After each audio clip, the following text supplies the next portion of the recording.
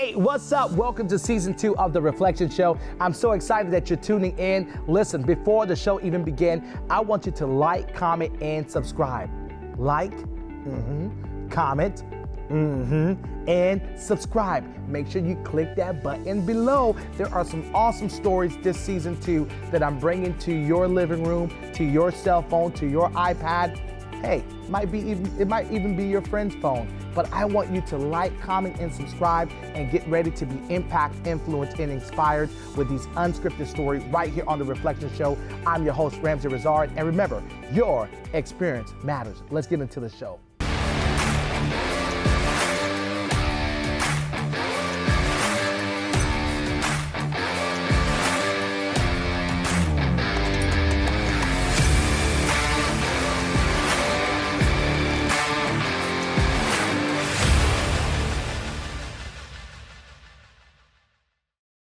Welcome to The Reflection Show. My name is Ramsey Rizard. You never go to the mirror scripted. You always go unscripted. And it is season 2. And I'm excited to bring some amazing stories that's going to impact, influence, and inspire you. And today I got an amazing guest. His name is Frank Bailey. He is a black farmer. Frank! What's good, Ramses? What's happening, man? What's up, Frank? Another day in paradise, man. Another day. How are you? I'm good. Thanks for having me, man. It's a pleasure to have you on the show, man. Pleasure to be here. Frank, you know, you and I always have conversations going back and forth about, you know, what we do outside of just me being a TV host. But I've been learning so much about you, and I was like, man, you know, people who are watching need to know what you do. So Frank Bailey, share people your story, your journey, and what you do. Oh, man. So my journey, that's a long one. Yes. By the grace of God, it's still going on. But currently, I'm the executive director of Grow Orlando. We teach life skills through plant cultivation, hiring youth to farm and landscape, using plants to grow the teens. And you are considered a black farmer here in Central Florida, and you've been doing this for a couple of years. What drew you to want to get into the agriculture industry? Man, so it's in the blood, right? Both voluntarily and forcefully. Because you're Jamaican? Yes. My Jamaican my grandparents were farmers. Yes. My grandmother was a butcher and justice of the peace. My grandfather on my dad's side from Georgia was a chicken farmer. Wow. They moved from Georgia to South Florida when the big farming world started moving in because there was no money to be made for the small farmers. And both my grandfather and my uncle on my mom's side worked in the sugarcane fields down in South Florida. My uncle worked in there for 30 years. My granddad worked in the sugarcane mill. And so it's been inherent, you know. I started my first business when I was 12 years old. My first job was starting a business, and it was at F. Bailey Inc. It was landscaping and farming services. So your family already had you coming in to work into... My grandparents did. Your grandparents? My parents were like, no way. We're not doing this. You know, when you go to your grandma's house and you have those green beans, like, wait a second, these green beans are different. They don't taste like the green beans we had at home. What's the difference? Like, oh, these came in a can. Grandmama just picked these. And I was like, you can grow them? And so at that point, I was like, oh my goodness. You know, fast forward, graduate high school, graduate from Rollins College. I found out like creating things. Went to go try to play professional basketball for a while. The coach was also the starter, which also the president of the team. And I was like, how do I do that? It's like, oh, I put my money into it. It's like, oh, so I just need money. Okay, so I can have my own semi-pro team and play with really great people and coach better than you are. And he's like, yeah. I was like, okay, great. So I wanted to go make some money. So I was like, I started thinking, what's the best way to turn a profit? You know, like land is a priceless commodity. There's only so much of it, and people love it. Tried to get into real estate. I was like, this is a bit callous, you know. It wasn't really serving a higher purpose or anything. It was fun. I'm, you know, getting my license right now, but then I looked at agriculture and I was like, one seed can produce how much? You know, 5 or 6 plants, and each one of those plants have tens or hundreds of seeds. Wow. And so you could oh my goodness. And I started to think about this. What is some of the most important things in life is oxygen, water, and energy. And food for humans is energy, and we always need it. You know, so we started going into it. We have farmers market stands at the YMCA's. Then your sister, actually, when she was at Tangelo Park YMCA. She Lewis. No idea. You guys were related. Great family.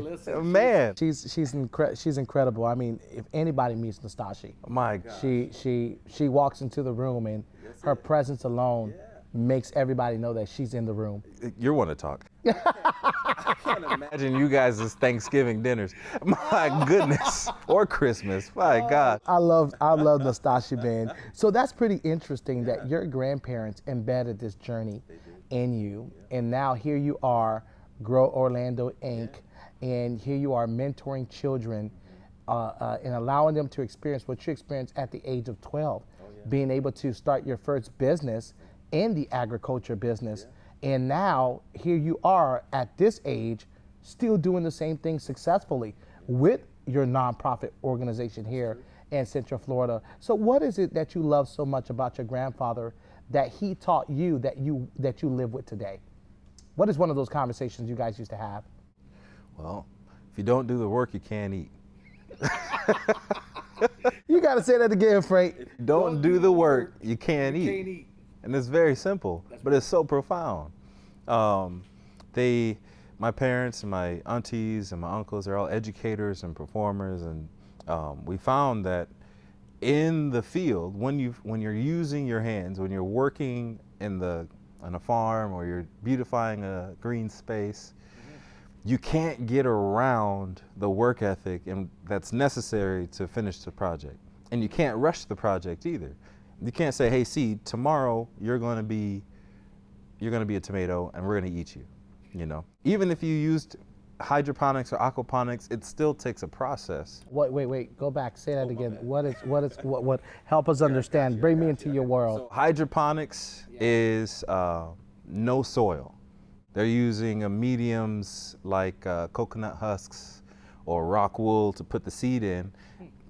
They use nutrients into the water, and they funnel the water through the bottom of where it's planted. And so it has like a high tide and a low tide every so often throughout the day to feed the plant.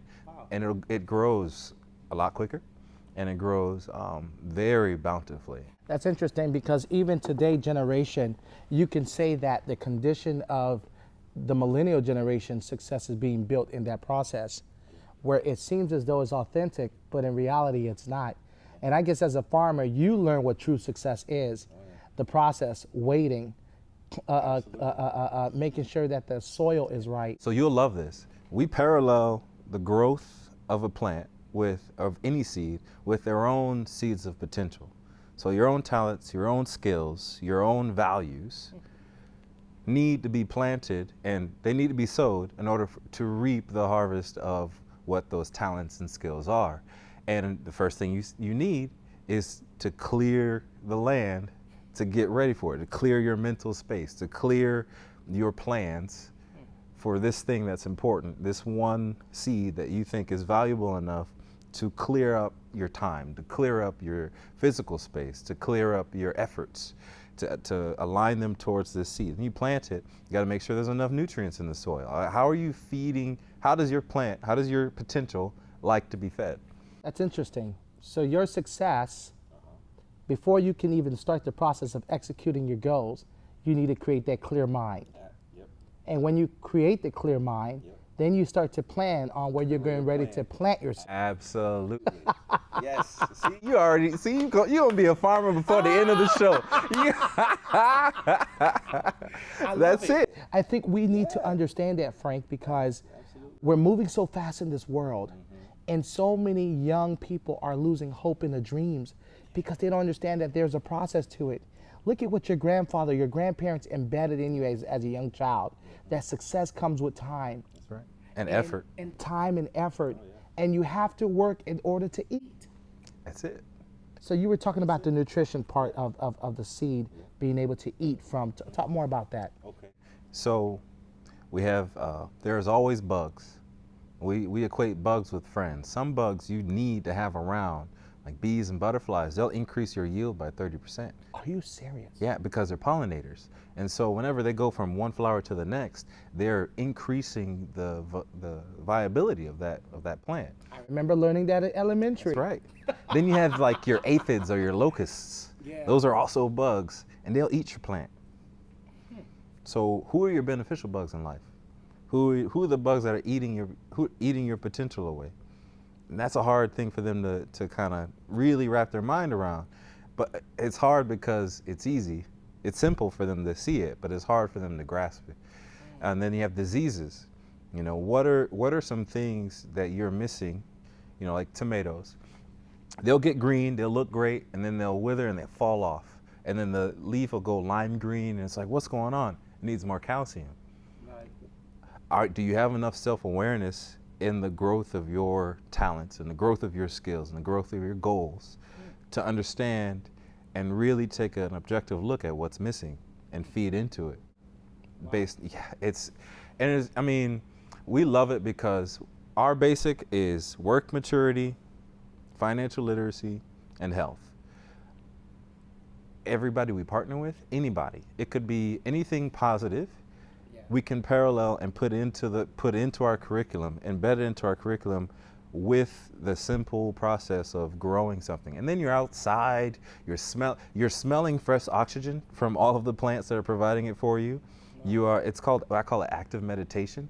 You know, when somebody's really upset, there's one kid at Jones, he was about to get suspended because he was about to get into a fight. And I was like, okay, here's a shovel, there's a patch of dirt. Dig a hole. Man, he dug the biggest hole I've ever seen. And I was like, that is a great hole. You did great. You got to fill it back up. It's like, well, why should I fill it back up? It's like, because this is a consequence of the actions that you did.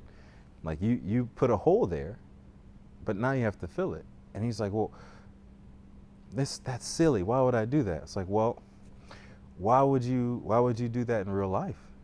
Why would you do something that you would have to then come back around and fix? So it's a teaching point also. I mean, it's therapeutical, and a lot of people don't understand. You know, my mother's worked in the fields, my father worked in the fields, and my mother picked tomatoes. She worked in the greenhouse, where she was cutting flowers and stuff like that, and that's hard work. You know, and that's one thing I respect about my mother. That growing up, in order to feed 6 kids, that's what she was doing. She was out working 5 a.m., leaving the house 6 y'all? Yeah, it was. God bless her. Yeah, at the God time. bless her.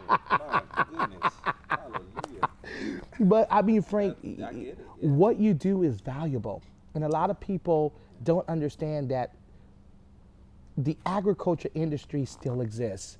I mean, being a black farmer is a beautiful thing. What kind of stigma do you normally get when people say, oh, you're a farmer? What kind of stigma do you get out there in the community? It's the same stigma people have been thinking for decades. They're like, well, how are you going to make ends meet? How are you going to be able to prosper with this? And you think about the modern trends, everybody wants local, fresh, high quality produce. Right. All of the local farms are now subdivisions. You know, children don't know how to grow their own food. And so they're going to be dependent on somebody else to be able to do that. And so how do you know where it's coming from is providing for that? I've gotten some stigmas as some really good ones actually. I've been blessed with some responses from black farmers like, oh my gosh, you're still around. You know, right. It's like we need more black farmers. You know, the history of America is really, and how we've gotten to now has really been difficult for a black farmer to still be around. You know, it still exists, and so we have to be creative. And the business is still healthy. I mean, you still are able to, there's a lot of agriculture laws that benefit you all. Yeah, oh, absolutely. And there's a higher need of agriculture today, especially after the pandemic. Through the pandemic, the agriculture business went down because of what was occurring. There was no markets to sell to, but there's still a healthy transactional. So when we came into Grow Orlando, 2016, I did a market research on the industry to make sure that what we were doing made sense. And Florida in 2016, agriculture industry is a $21 billion industry. It's second only to California because of their tomatoes. And it's only grown since. Anything in agriculture includes heavy machinery, nursery products, floriculture like your mother did, actual farming, like in the ground farming. There's hydroponics, there's the systems and selling those systems. There's restaurant industry in terms of distribution and logistics. Everything that we have comes from from something being grown or something being tilled or excavated from the earth. Right. And so it's be wise to find yourself somewhere in that industry. Give you an example, our clothes, this table, the high quality metals that they find when they build the cell phones.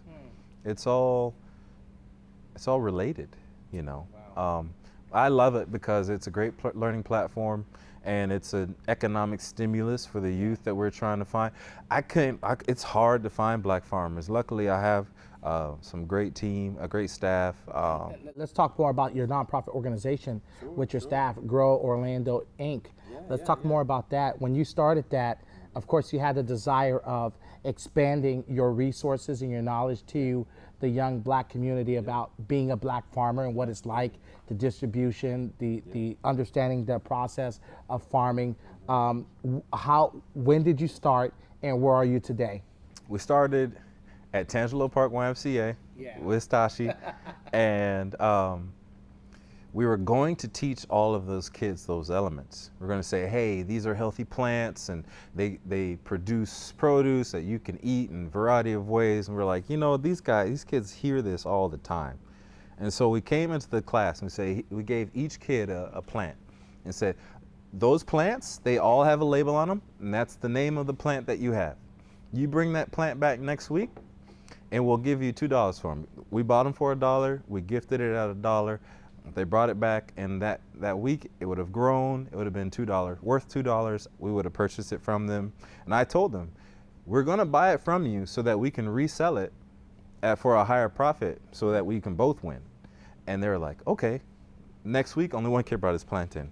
So we did a little Shark Tank thing in the front. It's like, man, supply's low, demand's high. We're willing to give you $3.25 for your plant. He's like, wow. Okay. So he gave me the plant.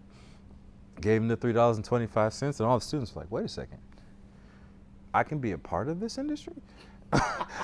So the next week, everybody had plants. Everybody knew what the plants were, how to cook the plants, what the benefits were for the plants. One kid even brought a clay pot and was like, sir, this pot has sentimental value, and I can't take any less than $8. And I was like, I threw my wallet at him. I was like, get out of here, I didn't have to teach him anything. Provided them with the opportunity and the experience, and then they flourish. And I think that's what the youth needs today, that providing an opportunity with an experience, because their mind are so cluttered with just following other things that are not purposeful in their lives. And here you are presenting an experience that challenged the narrative of what you do and the return on that. Yep, and that's through opportunity. We say, hey, we're going to give you an opportunity to make for your own and for your family, but you have to learn these, you have to gain or acquire these experiences.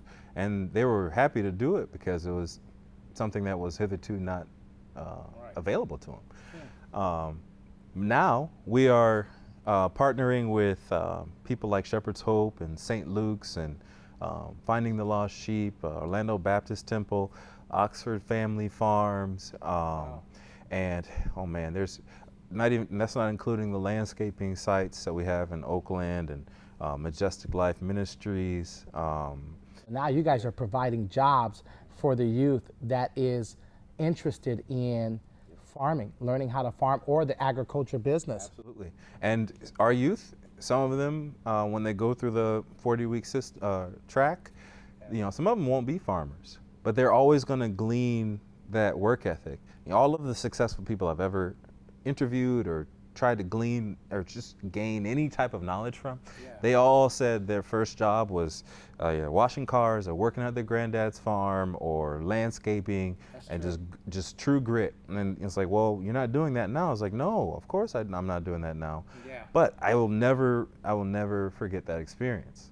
But that's what's key, though, because your experience matters. It does. You get it. Yes. Yes, your grandfather and your grandmother instilled in you something that costs more than just money, and that was greatness.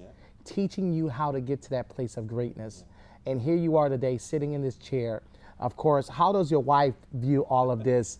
Oh, man. To be able to hear your story, see you work, and see where you are today. We are praising the Lord and skipping and jumping. And when we, right now we're at Grow It Forward Micro Farm Network. When we first started, it's just, oh man. When we first started, I was like, I'm not going out for any funding. If this is going to work, then the mission will pay for itself. If it's going to work, It'll pay for the mission will pay for itself. That's right. It'll be sustainable for in and on its own. But you know what? You're using the method of a seed and a plant. That's it. As long as you place it in the right soil, it will grow itself into its position. Yeah, man, but you get real hungry waiting for that plant. I was just being real with you. At this point, Francis is like, look, if you just don't quit. Right. Keep going. God's got it. We're working it out. It's starting to come together. Wow. I have a staff now. Come on. God, I never had a staff before. I have a board. They're awesome. But the mission is working itself. You have planted yourself. You have cleared space. You have cleared the space, and you have allowed yourself to embrace this journey. And here you are, Frank Bailey Jr., the founder, the director of Grow Orlando Incorporated. That's right. So Frank, before we close the show, there is someone looking in the mirror right now, and they're saying, Frank, talk to me. Give me some words of reflection that you can share looking at that person right there. They're looking at that person right there in the mirror. What would you tell that person using the concept of farming? What word could you use to help them reflect on their journey that would help impact, influence, and inspire them? There's so much. Okay. Everyone can count the seeds that are produced from a tree. Only God knows the potential of the seeds and the tree that come from that one seed. Don't be afraid to plant it. Be secure in its composition. Have clear guidance as to how to properly care for it. The discernment and wisdom to bring it to its full harvest, and the power to endure to the end. And make sure that when you overflow, everybody eats. You heard it from Frank Bailey here on The Reflection Show. Grow Orlando Incorporated. Follow them on all social media platforms. Show them some love. Give to this organization, this nonprofit organization that is pouring back into the youth. This is Ramsey Rizard on The Reflection Show. Thank you so much for watching. Don't forget to like, comment, and subscribe. And remember, your experience matters. Thank you so much for watching.